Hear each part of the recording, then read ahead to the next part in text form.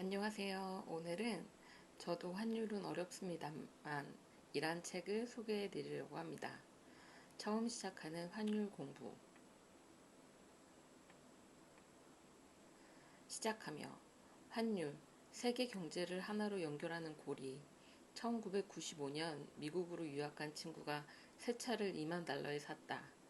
2년 후 공부를 마치고 귀국하면서 타던 차를 1만 5천 달러에 처분했다. 중고차 판매 대금을 원화로 바꿨더니 2,250만 원이었다. 그런데 차를 살 때 이 친구가 차량 구매 대금으로 서울에서 가져간 금액은 1,800만 원이었다. 결과적으로 새 차를 사서 2년간 잘 타고 오히려 450만 원을 번 셈이었다. 이런 마술 같은 일이 어떻게 발생한 것일까? 환율 변동 탓이었다. 친구가 차를 사던 시점의 원달러 환율은 900원이었는데 귀국 시점인 1997년에는 우리나라 외환위기가 발생해 원달러 환율이 1,500원대로 치솟았던 것이다.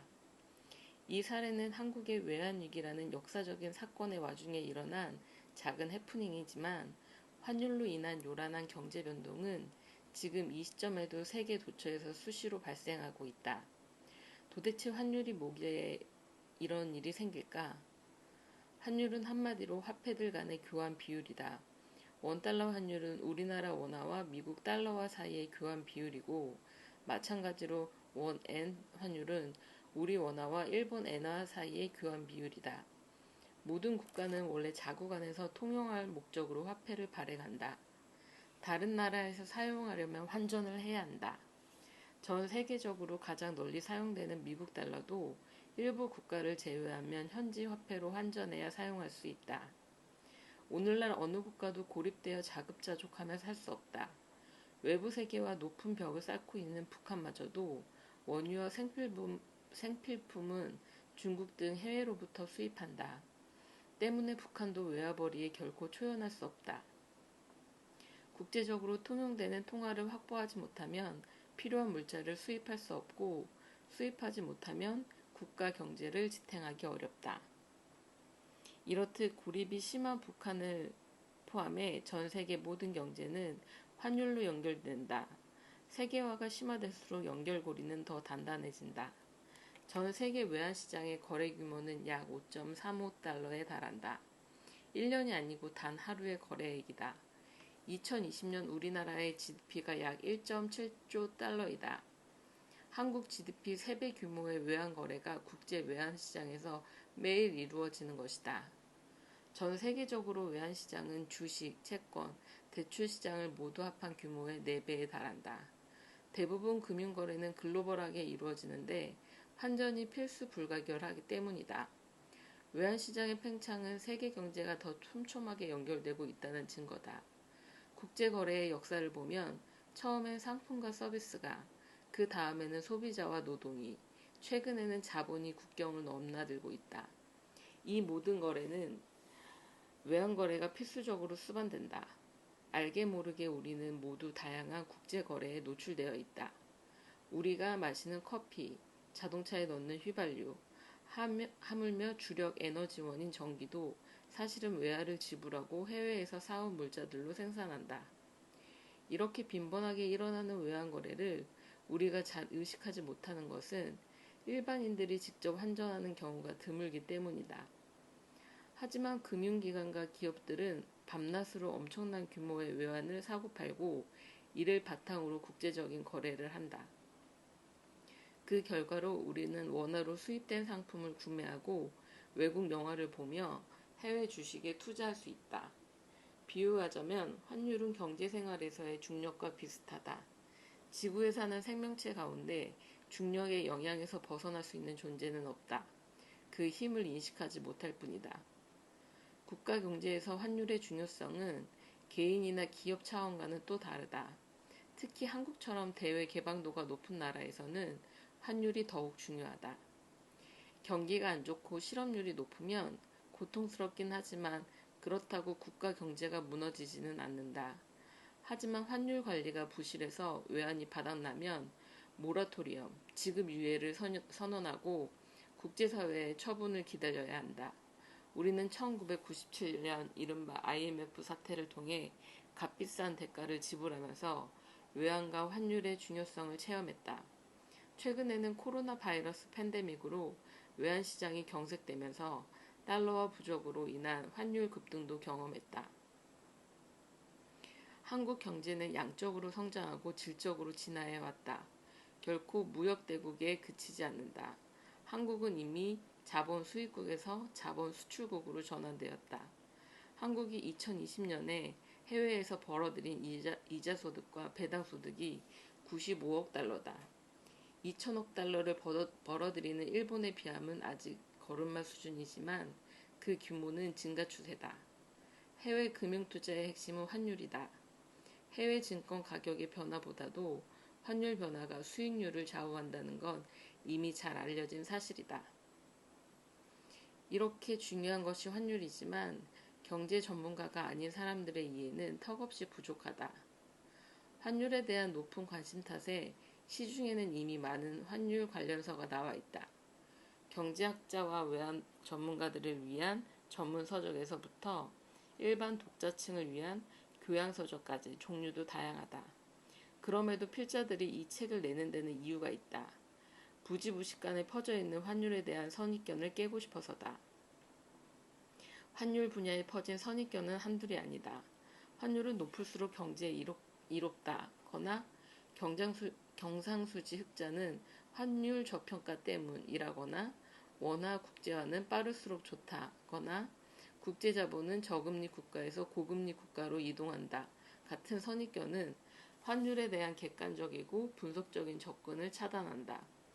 오해와 편견으로 인한 정책 이반자는 잘못된 경제 정책을 선택하기도 하고 투자자는 무리한 해외 투자로 손실을 입기도 한다. 물론 이러한 선입견이 생긴 데는 그만한 이유가 있다. 과거 특정 시기의 사례나 경험이 강한 인상을 남겼기 때문이다. 그런데 살아있는 생물체처럼 변하는 경제 영역에서 항상 통용되는 고정불변의 답이란 존재하지 않는다. 한때는 맞는 답이었지만 시간이 지나면서 오답으로 변한 경제적 사례들이 무수하다. 환율을 원리부터 이해하지 못하면 오답과 선입견을 마치 절대 진리인 양 받아들일 수 있게 된다. 이 책을 읽어가다 보면 위에 제시한 선입견들이 왜 현실과 다른지 이해하게 될 것이다. 이 책은 이처럼 환율 이론이 제시하는 결론보다는 환율의 기본적 원리를 이해하여 사고하고 추론하는 과정에 중점을 두었다. 암기가 아니라 결론에 다다르는 과정을 이해하는 공부에는 긴 시간과 인내력이 필요하다. 하지만 이렇게 공부를 해두면 전례 없는 사건이 수시로 벌어지는 변화무쌍한 국제경제 상황에서도 환율의 흐름을 파악하고 예측할 수 있는 힘이 생긴다. 이런 취지로 되도록 기본적인 사항을 많이 다루려 했다. 외환시장의 구조, 외환거래의 참여자, 환율의 결정 요인, 환율의 경제적 영향, 환율 예측 등을 중점적으로 소개했고 역사적으로 국제통화체제가 어떻게 변해야 하는지 살폈다. 또한 지나치게 전문적인 지식을 나열하기보다는 독자들이 쉽게 이해할 수 있도록 설명 방식과 용어 사용에 유의했다. 필자들의 집필 의도가 어느 정도 전달될지 걱정이 앞선다. 이 책을 읽은 독자들이 널리 퍼진 환율에 관한 선입견을 의심의 눈으로 바라볼 수 있다면, 그리하여 환율을 통해 세계 경제의 큰 흐름을 보는 안목을 기를 수 있다면 더할 나위 없이 보람일 것이다. 이 책은 총 6장으로 구성되어 있습니다. 1장부터 보시면 1장 환율 여행을 떠나기 위한 워밍업 무엇이 환율을 결정하는가 3장 환율은 경제에 어떤 영향을 미치는가 4장 환율 예측과 외환투자 5장 외환당국은 왜 외환시장에 개입할까 6장 국제통화체제와 환율의 미래 이렇게 구성이 되어 있고요. 일단 환율에 대해서 잘 아시는 분들도 많이 계시겠지만 저처럼 잘 모르시는 분들도 계실 거라 생각이 들어서 환율 여행을 떠나기 위한 워밍업 제 1장부터 한번 보도록 하겠습니다. 은행 간 환율과 채간 환율이 다른 이유. 대부분의 상품거래 시장에는 도매시장과 소매시장이 따로 존재한다. 외환시장도 그렇다. 환율이 결정되는 은행 간 시장이 도매시장이라면 은행 간 시장에서 결정된 환율을 기초로 은행과 고객이 거래하는 대고객시장은 소매시장이다. 우리나라의 은행 간 시장에는 국내 은행들, 외국계 은행 한국 지점들, 일부 대형 증권사들이 참여한다. 우리나라의 외환시장은 은행 간 시장을 말한다. 우리나라의 외환시장은 오전 9시부터 오후 3시 30분까지 열린다.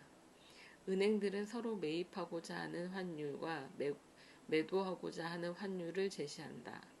은행은 기본적으로 외화를 싸게 사서 이에 마진을 붙여 비싸게 팔아 이윤을 남긴다. 따라서 언제나 매입 환율이 매도 환율보다 낮다. 싸게 사서 비싸게 팔라는 원칙은 은행들의 외환 거래에서도 당연한 원칙이다. 매도 환율과 매입 환율의 차이를 스프레드 또는 매매율 차라고 부른다. 사고 파는 사람이 많아 유동성이 풍부하면 스프레드가 좁아진다. 같은 시장에서도 주문 물량과 거래 물량이 많은 시간대에는 스프레드가 좁아진다. 보통 은행 간 원달러 시장의 스프레드는 0.1원으로 형성되지만 시장이 어떤 경제 뉴스나 변수에 따라 급격하게 움직일 때는 유동성이 줄어들면서 스프레드가 몇십 전으로 확대되기도 한다. 은행 간 환율은 가장 높은 매입 환율과 가장 낮은 매도 환율 사이에서 결정된다. 한편 대고객 환율은 은행들이 기업체, 개인 등 일반 고객에게 제시하는 매매 가격이다. 각 은행이 은행 간 환율에 일정한 마진을 붙여 스스로 결정한다. 대고객 환율은 외환의 결제 방법에 따라서 차이가 난다. 전신환, 현찰, 여행자 수표 등 각각의 결제 방법에 따라 낮은 매입률과 높은 매도율을 고시한다. 당연히 이때에도 싸게 사서 비싸게 팔라. 원칙에 따라 매입률은 낮고 매도율은 높다.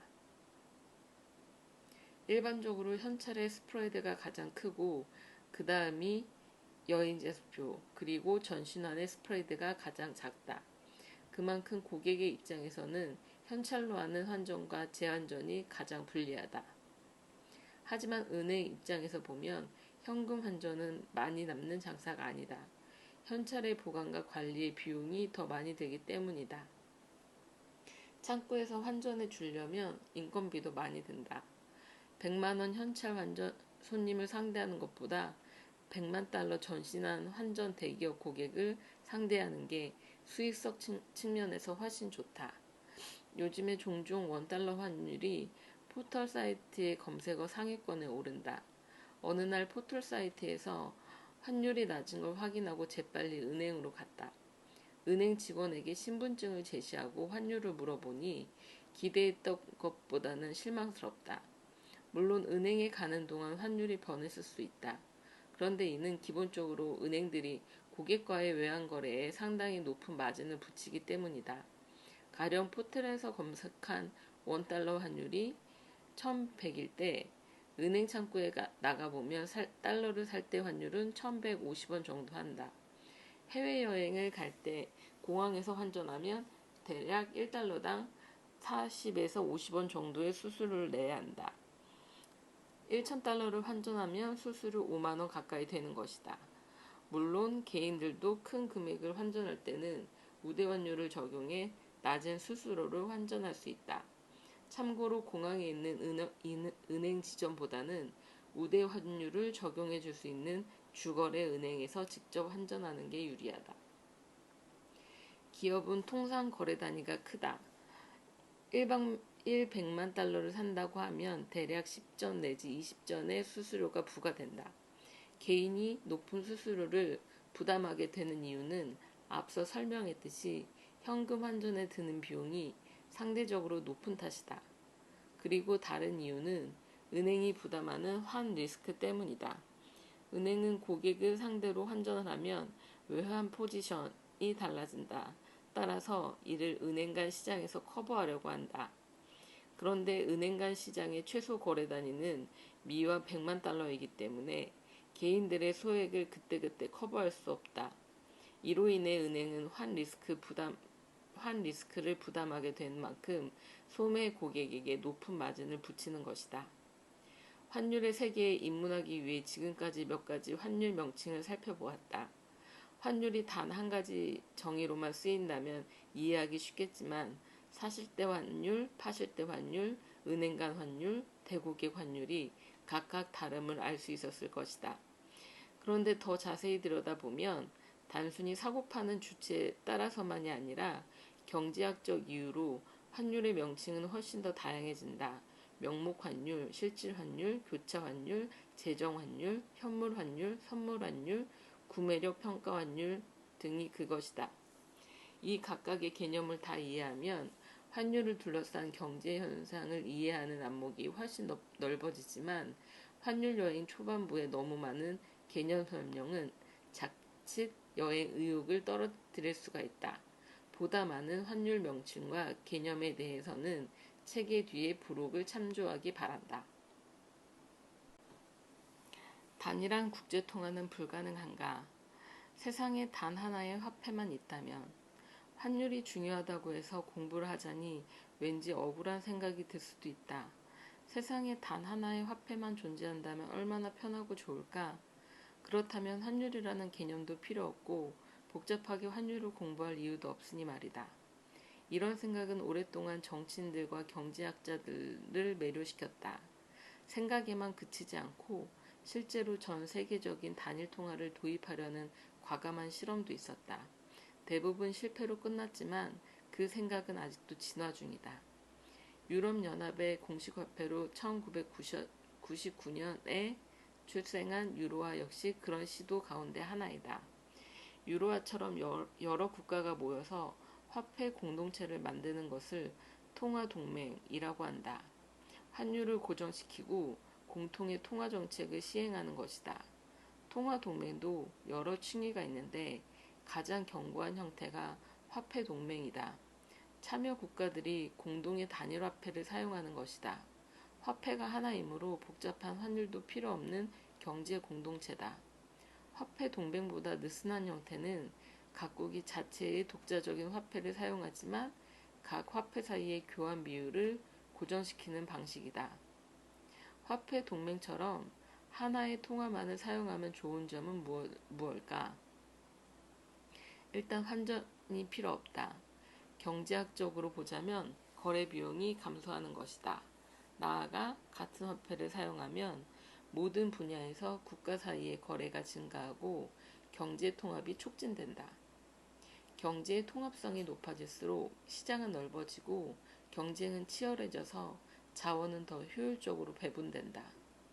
덤으로 환율 리스크로부터 자유로워지니 그 얼마나 좋은가. 하지만 단일 화폐를 사용하는 것이 말처럼 쉽지는 않다. 우선 경제적 득실을 떠나서 자국의 화폐를 포기하는 게 정치적으로 상당히 어려운 문제이다. 화폐는 국가적 정체성의 중요한 요소로 인식되는 게 현실이다. 국민 정서가 자국 화폐의 폐기를 용인하진 않는다.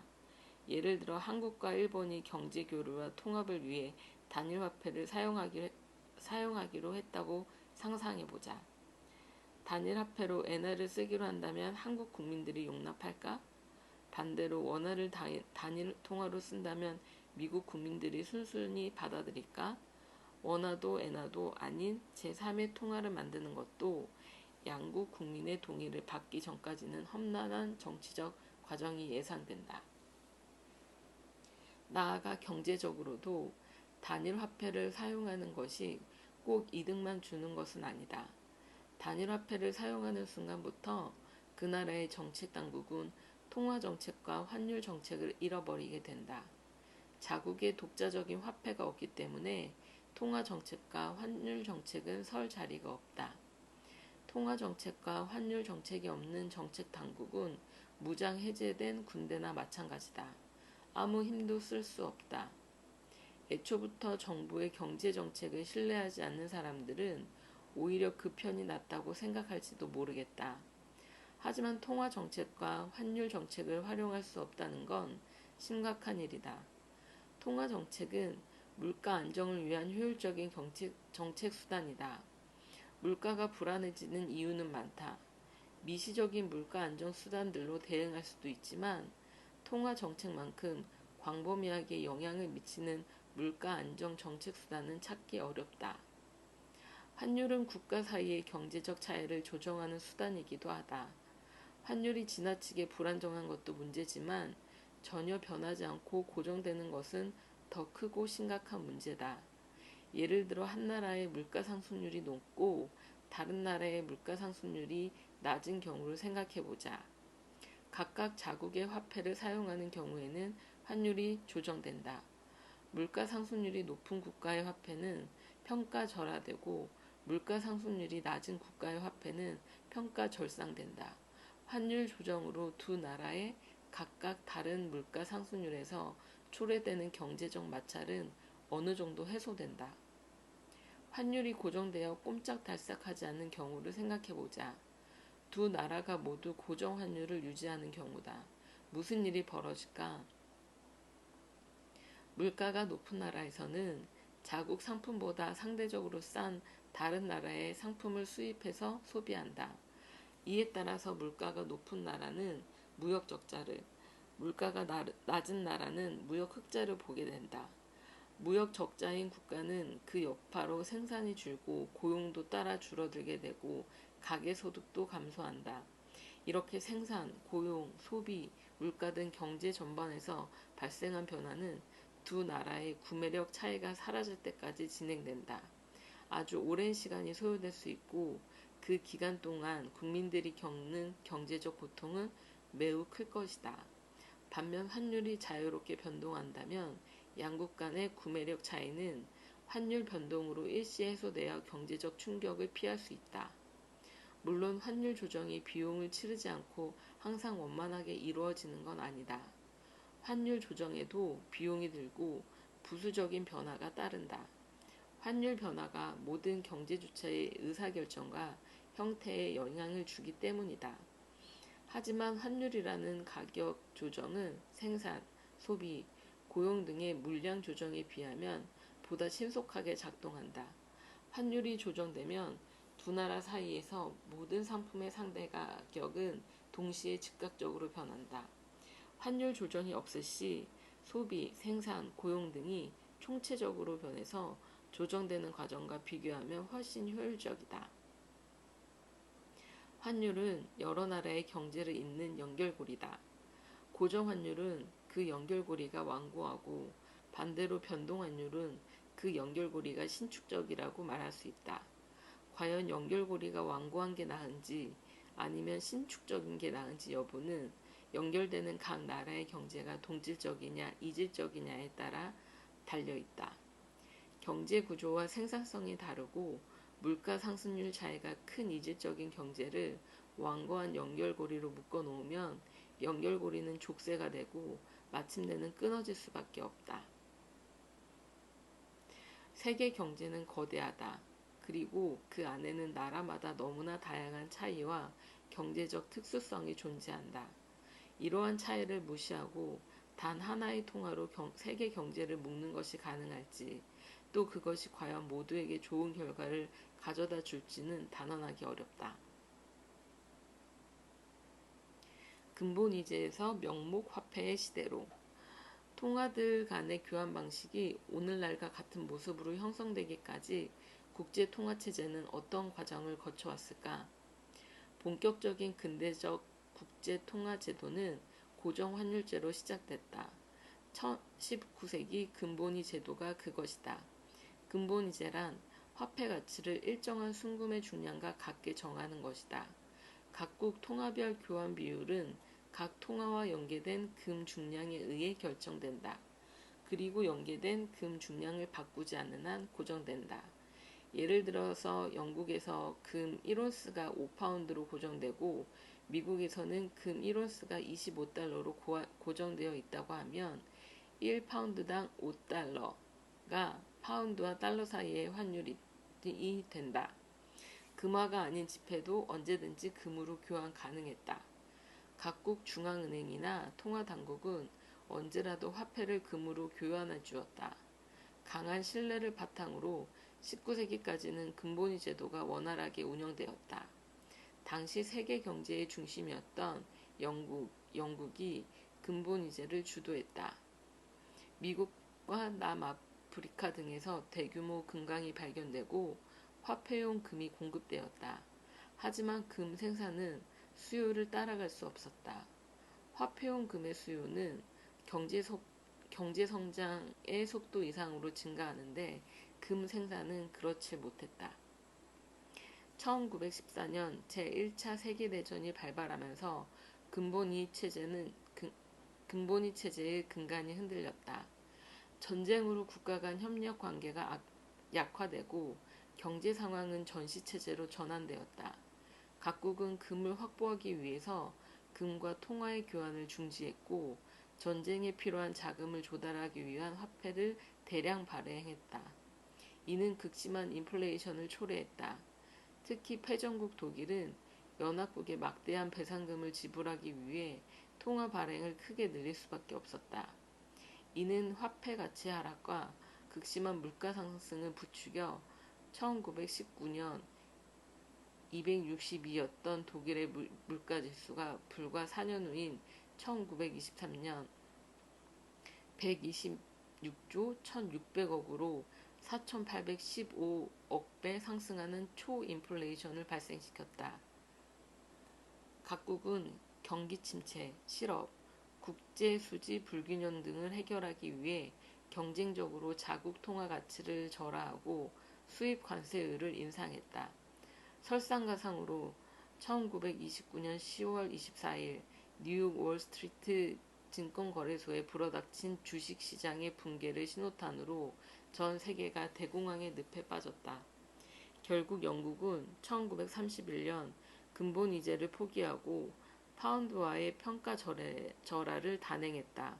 이후 미국까지 달러와 평가 절하를 단행하는 등 주요국들이 일시적인 변동 환율 제도로 전환하면서 결국 고정 환율 제도인 근본위제는 사실상 사라졌다. 제2차 세계대전이 막바지로 접어들던 1944년 7월 승리를 앞두고 연합국 44개국 대표들이 미국 브레튼 우즌에 모였다. 새로운 국제 통화 체제를 출범시키기 위한 자리였다. 당시 미국 대표는 재무부 차관보 해리 화이트였다. 이에 맞서는 영국 대표는 경제학자 존 케인스였다. 둘은 각각 새로운 국제 통화 체제안을 제시했다. 미국 대표 화이트는 달러화를 기축통화로 하는 고정 환율 제도를 제안했다. 미 재무부가 달러의 발행 규모를 결정하는 권한을 갖는 건 당연했다. 각국의 국제 수지에 구조적 불균형이 있는 경우에만 예외적으로 환율 변동을 인정하자고 했다. 반면 영국 대표 케인스는 독립적인 세계 중앙은행인 국제청산동맹을 제안했다. 일정량의 금과 동일한 가치를 가진 가상화폐인 방코르를 만들자고 했다. 회원국 간 국제거래는 방코르로 결제한다. 국제수지 흑자 또는 적자가 일정 수준을 넘어서게 되면 해당국 통화의 평가 절상 또는 평가 절하를 허용하는 방안이었다. 케인스는 미국 달러화를 기축통화로 하는 미국의 안에 반대하고 새로운 국제통화의 도입을 주장한 것이다. 이유는 두 가지였다. 우선 그는 무역 분쟁 및 환율 문제가 제3차 세계전쟁으로 이어질까 걱정했다.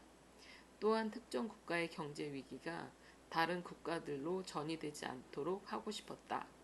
만약 기축통화국인 미국에서 유동성 위기가 발생할 경우 전 세계의 유동성 위기로 전이될 수 있지만 세계 통화가 도입된다면 이러한 위기의 전이는 제한될 수 있다고 믿었다.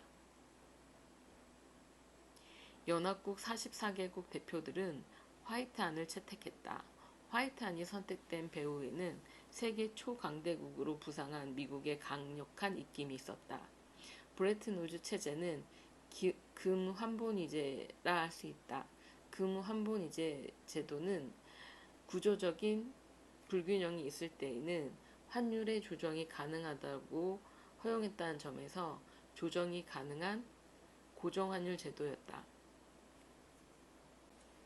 종전의 근본위 제도에 비해 한결 느슨한 고정환율제였다. 기축 통화인 미국 달러만 금과 태환되고 나머지 국가의 통화들은 미국 달러와 교환 비율이 정해졌다. 그리고 그 교환 비율도 일정 범위 내에서 변동할 수 있었다. 미국은 금 1온스당 35달러로 고정시키고 자유로운 태환을 약속했다. 다른 국가들은 자국 통화와 달러와의 교환 비율을 정하고 달러화의 태환을 보장했다. 달러화가 영국의 파운드화를 대신해서 기축통화가 된 것이다. 브레튼 우즈 체제는 1960년대 중반까지 환율을 안정시키고 세계 무역을 확대하는 데 기여했다고 평가받는다. 하지만 브레튼 우즈 체제도 곧 어려움에 봉착했다. 미국의 만성적인 국제수지 적자가 발목을 잡은 것이다. 전 세계적인 유동성은 오로지 미국의 적재에 의해서 공급된다는 한계가 있었다. 해마다 늘어나는 경상수지 적자로 골머리를 앓던 미국 의회는 1960년 해법을 모색하는 청문회를 열었다. 로버트 트리핀 예일대 교수가 초빙되었다. 트리핀 교수는 브레튼 우즈 체제의 내재적 모순을 지적하고 브레튼 우즈 체제는 결국 붕괴될 것이라고 경고했다.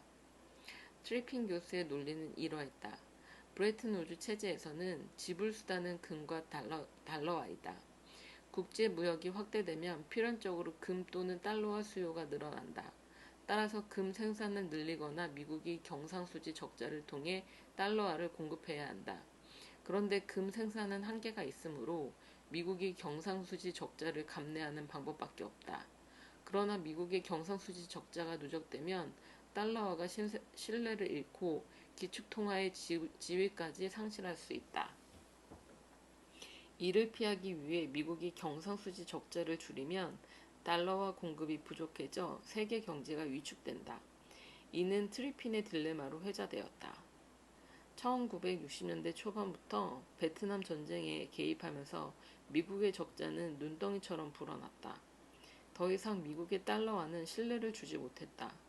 보유 중인 달러화를 금으로 태환해달라는 주문이 미국으로 쇄도했다. 하지만 미국은 이를 받아줄 만큼의 금을 보유하고 있지 않았다. 결국 1971년 8월 미국 닉슨 대통령은 금과의 태환을 중단했다. 이를 닉슨 쇼크라 한다. 이후 여러 응급 조치에도 불구하고 브레튼 우즈 체제에 기초한 고정환율 제도는 임종을 맞을 운명이었다. 1973년 석유 파동으로 인한 전 세계적 경제 위기와 초인플레이션은 새로운 통화 제도를 요구했다. 마침내 1976년 1월 자메이카의 수도 킹스턴에서 세계 주요국들이 모여 새로운 국제 통화 체제를 마련했다. 각국이 자국 여건에 맞는 환율 제도를 선택할 수 있게 하자는 것이 골자였다. 1976년 1월 킹스턴 체제는 전 세계적으로 변동 환율 제도를 가져왔다. 금의 공정가격을 철폐했다. 모든 국가의 화폐는 금의 가치와 완전히 결별했다. 소위 명목화폐의 시대가 되었다. 화폐의 재료 가치는 액면 가치에 비해 턱없이 모자란다. 오로지 중앙은행들의 신뢰가 화폐의 가치를 보장할 뿐이었다. 화폐의 가치를 잠식하는 인플레이션은 최대의 적이었다. 이후로 화폐의 가치를 유지하려는 노력이 계속되었다. 중앙은행의 독립성이 보장되고 통화정책이 거시경제 정책의 중심으로 자리 잡았다. 하지만 변동환율 제도도 환율을 둘러싼 국가들 사이의 마찰과 갈등을 해결하지는 못했다. 환율 전쟁의 소지는 늘 잠복해 있었다. 케인스의 방코르 제안과 암호화폐. 케인스는 한 나라의 통화가 기축통화가 되는 것은 불합리하다면서 방코르라는 국제통화를 발행하자고 주장한 바 있다. 그의 제안은 실현되지 못했다. 그런데 최근 국적과 무관한 암호화폐가 크게 대두되는 중이다. 실현되지 못했던 케인스의 제안이 현실로 나타나고 있는 것일까? 암호화폐는 과연 화폐이긴 한 것일까? 암호화폐는 가상화폐라고도 불린다. 지난 2017년에는 그야말로 암호화폐 광풍이 불었다. 암호화폐 시장이 과열되며 하루가 다르게 가격이 치솟았다. 암호화폐의 대표주자인 비트코인은 2017년 1월 초 가격이 909달러였으나 같은 해 12월 19,650달러까지 2061% 급등했다. 암호화폐 거래를 안 해본 사람은 있어도 한 번만 해본 사람이 없다는 말이 나돌 정도로 사람들의 관심과 중독성은 폭발적이었다. 이후 2017년 말까지 1000여 개가 넘는 암호화폐가 우후죽순처럼 등장했다. 천정부지로 치솟던 암호화폐 가격이 2018년 들어 하락세를 보였다. 그러면서 암호화폐의 광풍도 다소 수그러졌다. 하지만 암호화폐는 여전히 핫 이슈다. 미래의 화폐 시스템에 블록체인 암호화 기술과 암호화폐가 핵심이라는 예상 때문이다. 2017년 암호화폐는 사기다 라고 비난했던 제이미 다이먼 JP모건 CEO는 2018년에는 2017년 발언을 후회한다. 암호화된 가상 달러화도 나올 수 있다라며 자신의 발언을 뒤집었다. 2019년 2월에 JP모건은 미국 은행 중 최초로 자체 암호화폐인 JPM 코인을 발행하겠다고 발표했다. 2021년 1월에 테슬라 CEO 일론 머스크는 비트코인 15억 달러를 매입했고 앞으로 비트코인으로 테슬라를 구매할 수 있다고 발표했다. 이 효과로 비트코인 가격은 5만 달러에 근접했다. 암호화폐란 실물 없이 가상의 공간에서 존재하는 화폐로 블록체인이라는 암호화 기술로 만들어진다. 블록은 개인 간 거래 데이터가 기록되는 장부를 말한다. 거래할 때마다 그 정보를 블록으로 만들고 이 블록을 기존 블록에 순차적으로 연결해서 체인이 된다. 그래서 거래 정보가 은행에 집중되는 일반 화폐와 달리 암호화폐의 거래 정보는 참여자들에게 분산된다. 암호화폐가 전통적인 화폐와 다른 점은 발행 주체다. 암호화폐는 중앙은행이 아닌 개인들이 직접 만들어 유통시킨다. 예로 비트코인은 고난도 수학 문제를 푸는 작업 증명 방식으로 채굴한다. 채굴기로는 컴퓨터를 이용한다. 이러한 암호화 기술은 암호화폐의 정보를 해킹 등으로부터 보호해 화폐로서의 신뢰를 확보한다.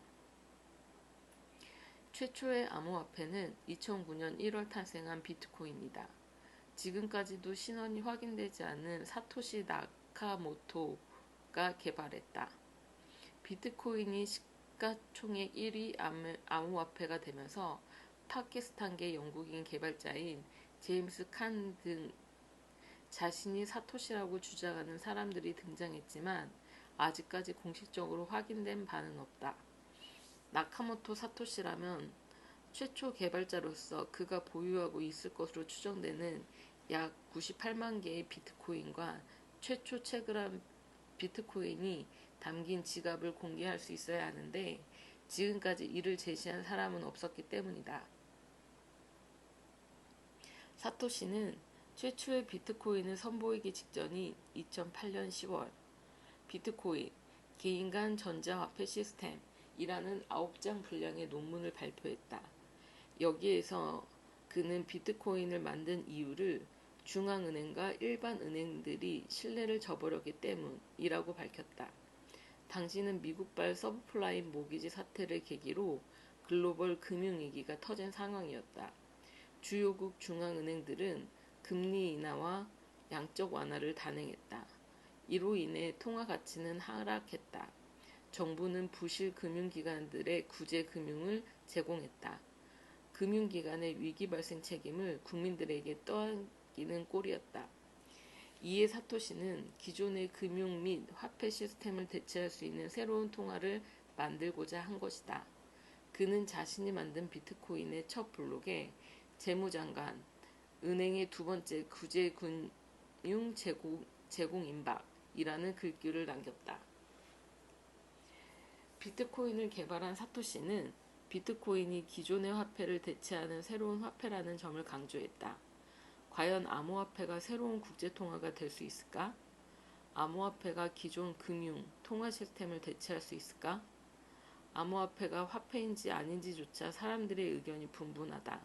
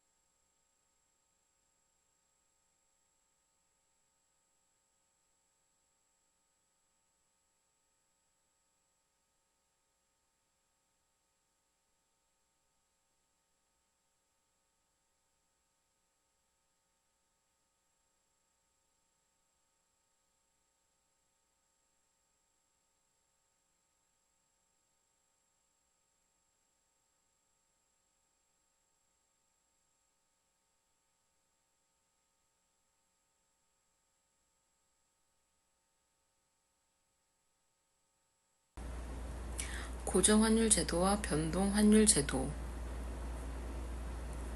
1976년 1월 킹스턴 체제 이후 변동환율제가 대세가 되었지만 여전히 어떤 환율 제도가 좋은지에 대한 논쟁은 반복적으로 이어지고 있다. 시장에 의해 매일매일 변하는 환율은 누구에게나 골칫거리다. 그래서 단순하게 환율이 움직이지 않고 고정되면 좋겠다 라는 생각은 여전히 끊이지 않는다. 이제 바로 이 문제, 즉 고정환율 제도와 변동환율 제도에 대해 조금 더 깊게 살펴보자. 고정환율 제도는 외환 당국이 시장에 개입해서 환율을 일정하게 고정시키는 제도다. 이에 반해 변동환율 제도는 환율이 시장에서 외환의 수요와 공급에 의해 자유롭게 결정되도록 하는 제도다. 그러나 현실적으로는 각국은 이 두 제도를 절충한 환율 제도를 운영하고 있다. 고정 환율 제도를 채택하더라도 경제의 근본적인 구조적 변화가 있으면 이를 반영해서 환율을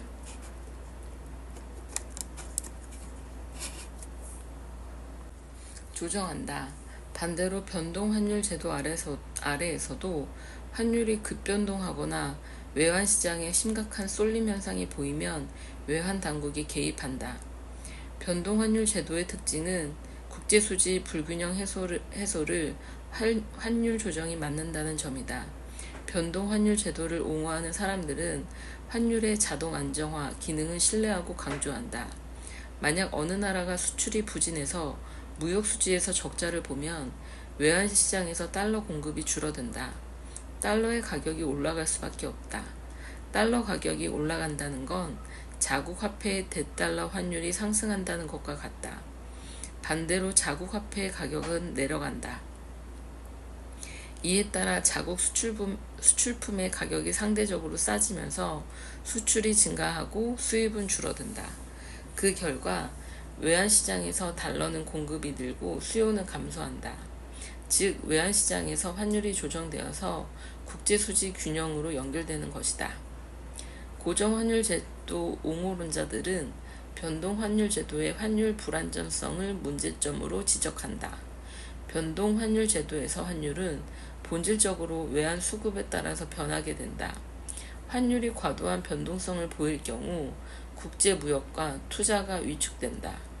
특히 외환시장의 규모가 작고 환율의 자동 안정화 기능이 정상적으로 작용하기 어려운 개도국의 경우 환율의 변동성 확대는 경제 전반에 부정적 영향을 미친다. 이에 비해 고정환율 제도는 환율의 불확실성을 해소할 수 있다고 주장한다. 환율이 고정되기 때문이다. 그러나 고정환율 제도 하에서는 환율이 안정된다는 것도 믿을 게 못 된다. 외환 당국이 고정환율을 유지할 역량이 있느냐의 문제다. 전 세계적으로 고정환율 제도가 변동환율 제도로 바뀐 것도 고정환율을 유지할 수 없었기 때문이다. 환율 수준을 유지하기 위해서 외환 당국의 시장 개입이 지속되면 외환 보유액이 감소한다. 오히려 이런 약점을 노린 투기꾼들의 공격으로 고정환율을 유지하기 더 힘들어진다. 오늘날처럼 전 세계적으로 자본 이동이 빈번하고 규모도 큰 경우에는 더욱 그렇다. 세계 각국은 자국의 경제 여건을 감안하여 고정환율제와 변동환율제를 절충한 다양한 환율 제도를 시행하고 있다. IMF는 회원국들의 환율 제도를 그 특성에 따라 10가지로 세분한다. 우리나라를 포함한 대부분의 선진국들은 환율이 외환시장에서 자유롭게 결정되는 변동환율제를 채택하고 있다. 자국 통화의 가치를 미국 달러화나 주요 통화들로 구성된 통화 바스켓에 연동시키고 제한된 범위의 변동만 허용하는 나라도 있다. 또 주요 교역 대상국과의 물가 상승률 차이 등을 반영해 고정환율을 미세하게 조정하는 나라도 있다. 외환 당국이 시장 개입을 통해 환율을 일정 범위에서만 변동하도록 하는 나라 등도 있다. 환율 안정이냐 물가 안정이냐. 그렇다면 고정환율 제도와 변동환율 제도 중 어떤 쪽을 채택할지는 어떻게 판단해야 할까? 단순한 답변은 이렇다. 환율 안정이 더 중요하면 고정환율을, 물가 안정이 더 우선되면 변동환율 제도를 택하라. 각국마다 사정이 다를 것이다. 선진국들은 물가 안정이 거시경제 안정이 필수적이다. 중앙은행의 최우선 목표도 물가 안정이다. 이 경우에는 변동환율 제도가 정답이다. 반면에 개도국들은 환율 안정이 더 중요하다. 원유 등 천연 자원의 수출에 의존하는 국가, 관광 수입 비중이 큰 국가, 생필품의 수입 의존도가 큰 국가들은 환율 안정이 더 시급하다. 재정 수입 확보, 경기 활력 유지, 물가 안정 등이 환율 수준에 달려 있다. 이 경우에는 고정 환율 제도가 유리하다. 변동 환율 제도는 여러 가지 장점이 있다. 환율이 외환시장의 수급을 반영해서 결정되는 과정에서 대외 불균형이 자동적으로 해소된다. 외환당국의 시장 개입이 줄어들어 교역 상대국들과의 통상 마찰을 피할 수 있다. 통화 정책의 자율성이 보장된다는 점도 변동 환율 제도의 장점이다. 통화 정책은 국가 물가 안정, 고용 개선, 경기 활력 유지 등에 초점을 맞추어 펴나갈 수 있다. 또한 국제자본 이동도 자유롭게 허용할 수 있다. 자본의 유입 규모나 유출 규모에 상관없이 환율이 국내에 미치는 영향은 통화 정책을 통해 대응할 수 있다. 반면 고정환율 제도는 환율 안정이 최대 장점이다. 환율이 고정된다는 확실성 때문에 기업은 환율 변동 위험에 개의치 않고 과감하게 투자와 무역에 나설 수 있다.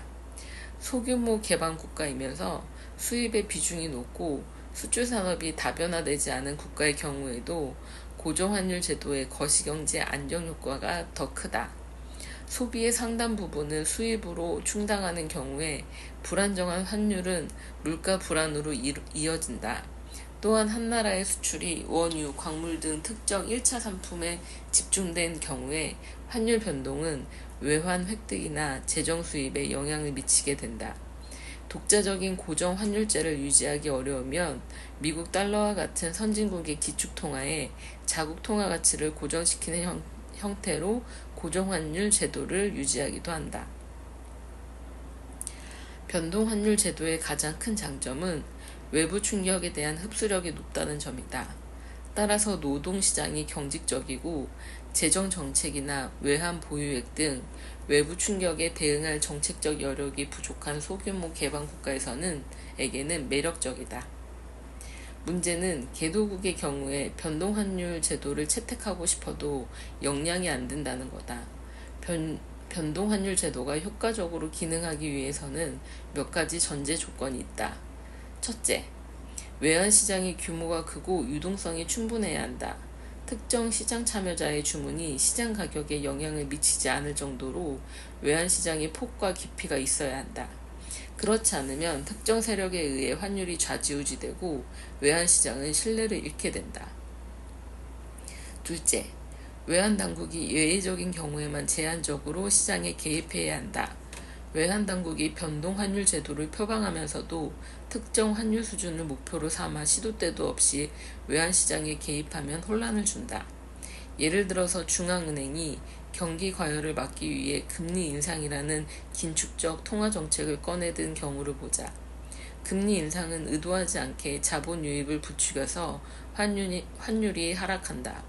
외환당국은 수출 경쟁력을 저하시키는 환율 하락을 회피하기 위해 외환시장에 개입해서 외환을 매입하고자 하는 유혹에 빠지기 쉽다. 이러한 외환시장 개입은 자국 통화 유동성을 시중에 늘리면서 당초의 금리 인상을 단행한 통화정책과 충돌하게 된다. 이런 상황이 반복되면 사람들이 중앙은행의 금리 결정에는 관심을 덜 갖는 대신 환율 움직임과 시장 개입에 더 주목하면서 변동환율 제도가 무색해진다. 따라서 외환시장 개입은 무질서한 시장 상황 대처, 외환 보유액 축적 등에 한해서 예외적으로 시행한다는 규칙을 명확히 하고 지켜야 한다. 셋째, 환율 변동 위험에 대한 충분한 대비다. 환율 변동의 대표적인 위험이 통화 미스매치다. 은행, 기업, 가계 등 경제 주체의 대차 대조표상 자산과 부채의 통화가 서로 다른 경우다. 예를 들어 은행이 금리가 낮은 달러로 자금을 조달하고 이를 외환시장에서 원화로 바꾸어 기업에 원화로 대출해줬다고 가정해보자. 이 경우 달러 가치 상승은 은행의 이자 및 원금 등 부채 상환 비용을 증가시켜 은행으로부터 대출을 받은 기업이 예정대로 대출금을 갚는다 해도 은행은 부실 위험에 처할 우려가 생긴다. 은행 등이 환율 변동 위험 관리 체제를 갖추도록 미시 및 거시 건전성 조치 등 감독 체제가 구비되어 있어야 한다. 넷째, 통화 정책으로 목표 인플레이션을 관리할 수 있는 역량이 있어야 한다. 인플레이션이 관리되지 않으면 환율 변동성이 심해서 변동 환율 제도의 근간이 무너진다. 변동 환율 제도를 선택한 대다수 국가는 목표 인플레이션 제도를 시행한다. 경제의 중장기 펀더먼털에 부합하는 목표 인플레이션 수준을 설정하고 정책 금리 조정 등의 통화 정책을 통해서 이를 유지하는 것이다. 이를 위해서는 중앙은행의 독립성을 기반으로 통화 정책의 신뢰성을 확보하는 것이 필요하다. 개도국은 중앙은행의 독립성이 부족하고 통화 정책으로 목표 인플레이션을 관리할 역량이 충분하지 않다는 문제점이 있다. 오늘날 어느 나라도 순수한 변동 환율 제도를 고집하지 않는다. 완전히 손을 놓고 환율을 시장에 전적으로 맡겨놓은 외환당국은 없다. 소위 운용의 묘를 살려서 어느 정도의 환율 변동을 허용하면서도 동시에 환율 안정을 추구한다. 이를 외환당국의 시장 개입이라고 한다. 왜 변동환율 제도를 표방하면서도 외환시장에 개입할까? 환율의 급격한 변동으로 인해서 걷잡을 수 없는 무질서한 시장 상황이 발생할 위험이 크기 때문이다. 특히 외환시장에서는 투기 세력에 따른 쏠림 현상 등으로 환율의 변동성이 심각하게 증폭되는 경우가 종종 있다. 통화에 대한 시장의 신뢰가 깨지면 자본의 급격한 이탈, 통화가치 급락, 물가 상승 등 전반적인 경제 위기로 확대된다.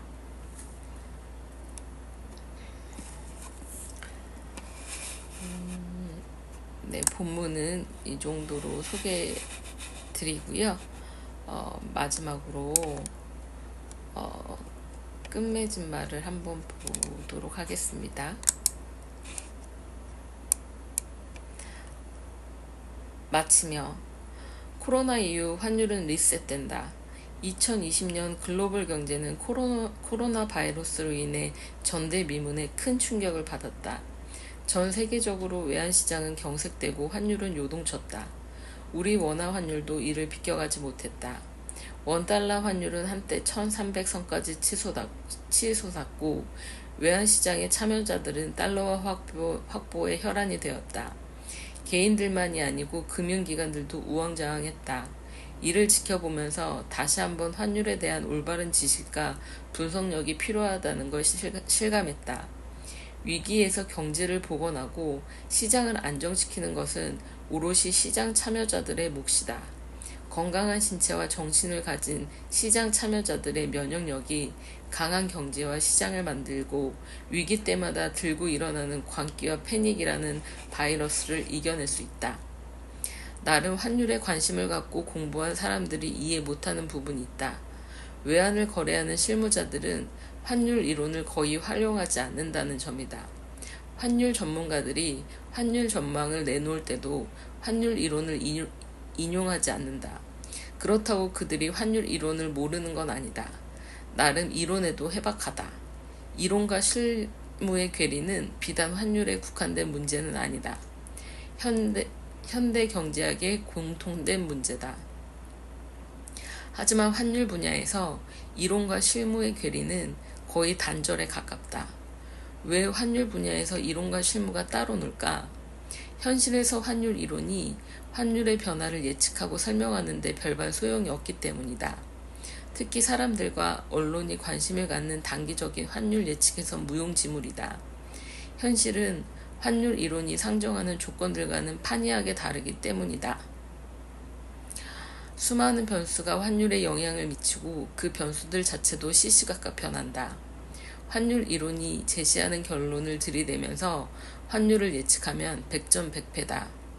환율 이론은 환율 예측에서는 무용지물이나 마찬가지다. 최근에 환율 이론을 다루는 경제학 책이 인기가 없는 이유이기도 하다. 그렇다고 환율 이론을 배울 필요가 없다는 건 아니다. 환율 지식은 환율 이론을 공부하는 과정에서 습득된다. 환율 이론이 내놓는 결론은 별반 소용이 없지만 환율 이론을 배우는 과정에서 분석과 추론의 방법을 익힐 수 있다. 환율 지식은 환율 이론의 결론을 암기해서 얻어지는 것이 아니다. 진정한 환율 지식은 환율 이론을 공부하는 과정에서 생긴다. 물론 분석과 추론의 방법을 익혔다고 해도 환율을 완벽하게 예측할 수는 없다. 경제학자들이나 외환 전문가들조차 환율 예측력은 턱없이 부족하다. 그래서 경제학자들은 환율을 제멋대로 움직인다고 선언하고서 손을 들었다. 많은 외환 전문가들은 적극적인 외환 투자를 포기하고 수동적 리스크 관리 전략으로 선회했다. 환율을 예측하고 관리하려는 인간의 욕망은 실패로 끝날 가능성이 높다. 환율을 공부하고 환율 이론을 암기하면 환율 예측력이 높아져서 외환을 사고 팔아 돈을 벌 수 있다는 기대가 있을 수 있다. 만일 이런 기대를 가진 독자가 있다면 실망스럽겠지만 이 책은 도움이 되지 않을 것이다. 관점을 좀 달리할 필요가 있다. 환율을 익힘으로써 외환거래나 투자에서 바로 수익을 올린다는 생각이 아니라 환율을 통해 경제 전반의 흐름, 특히 세계 경제의 현실과 변화를 이해할 수 있다고 생각하는 것이 옳다. 환율은 전 세계에서 벌어지는 모든 정보를 담아낸다. 경제 이슈뿐만 아니다. 오히려 정치적, 사회적 이슈들이 더 크고 직접적인 영향을 주기도 한다. 최근에 환율을 출렁거리게 했던 브렉시트, 남북관계, 코로나 바이러스 팬데믹이 그렇다. 현재 벌어지는 상황뿐만 아니라 과거에 벌어졌던 일, 그리고 앞으로 벌어질 일들도 영향을 미친다. 과거, 현재, 미래를 모두 담고 있다. 환율 자체는 애초에 예측이 불가능한 대상일 수 있으나 우리는 환율의 변화를 읽으면서 세계 경제의 흐름과 실상을 이해할 수 있다. 2016년 인간과 인공지능이 세기의 바둑 대결을 벌였다. 결과는 인공지능의 일방적인 승리였다. 당초 팽팽하리라는 예상과 달리 이세돌은 알파고에 무참히 패배했다. 대국 직후에 패배를 인정하면서 이세돌은 망연자실했다. 그의 허망한 표정에서 사람들은 인간의 한계를 공감하면서 한편으로는 경악했다. 그때 승리한 인공지능은 알파고 리였다. 2017년에는 알파고 제로가 등장했다. 알파고 제로는 이세돌을 이긴 알파고 리를 100대 0으로 간단히 이겼다. 더욱 놀라운 것은 알파고 제로는 인간이 전혀 바둑 기술을 안 가르치고 스스로 학습한다는 사실이다. 알파고의 사례는 과거 우리가 습득했던 정보나 지식이 얼마나 보잘것없고 현실에서 무용할 수 있는지를 보여주었다. 환율이 오르면 주가는 오른다 또는 내린다 하는 몇 가지 통념이나 선입견으로 현재와 미래에 대처할 수는 없다. 환율이 결정되는 시장, 환율을 사고 파는 참여자들, 환율에 영향을 미치는 정보, 환율과 관련된 상품들을 이해하는 폭넓은 노력이 필요하다.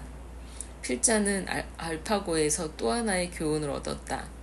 알파고가 아무리 인간 능력을 뛰어넘는다 해도 바둑 자체는 여전히 흥미로운 게임이라는 사실이다. 알파고의 출현이 인간의 자존심을 꺾었을지 몰라도 바둑에 대한 흥미를 바꿔놓지 못한다.